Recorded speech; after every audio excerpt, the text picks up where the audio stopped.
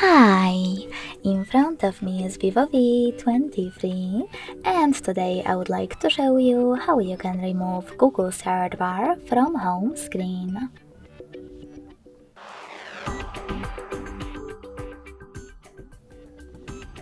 Begin by holding your search bar and waiting for the pop-up to show.